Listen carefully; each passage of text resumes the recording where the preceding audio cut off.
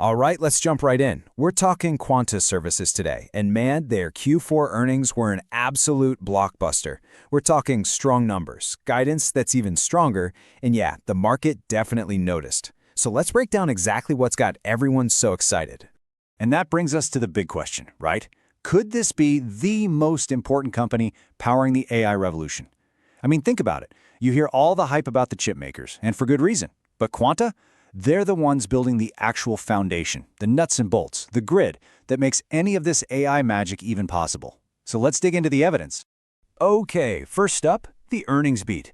And folks, they didn't just meet expectations, they absolutely shattered them. We're talking new company records here. So let's talk numbers. Revenue. They pulled in $7.84 billion. Now to put that in perspective, that's a full 6.5% above what Wall Street was expecting. That is a huge beat, and it was driven by some pretty incredible 20% year-over-year growth. And it wasn't just about the sales either. The profits were there too. Adjusted earnings per share hit $3.16. The street was looking for $3.02. So that's another big beat, almost 5% on the bottom line. It just shows you this company knows how to run its business efficiently. And you know what happens when you post numbers like that, right? The market reacts instantly. The stock shot up over 5% in pre-market trading the moment these results hit the wire. That's about as clear a signal as you can get that Wall Street was blown away. So a great quarter, for sure. But the real story here is the why. What's driving all this? Well, management laid out a vision, and it's not a one-year plan. We're talking about a multi-decade growth story. On the earnings call, they kept coming back to three core drivers, just hammered them home again and again. First, our aging power grid desperately needs to be more reliable and resilient. Second, we need a massive build-out of new power generation. And third, and this is the big one, is what they call large load growth. And let's be clear, that's code for one thing: data centers and AI. The key here is that these aren't just temporary boosts. These are powerful tailwinds that are going to be blowing for decades. And if you want proof that this demand is real, look no further than this number: $44 billion.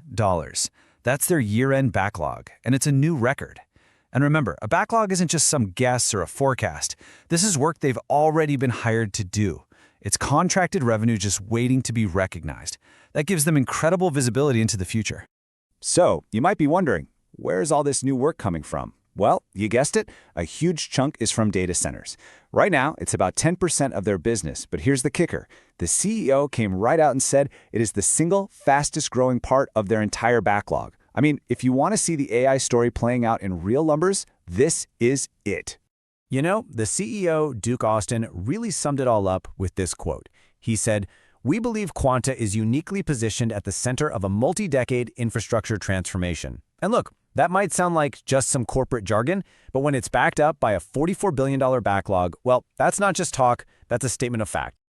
All right, so the demand is obviously off the charts. But how is Quanta actually planning to handle all this work? Well, they're not just sitting back and waiting.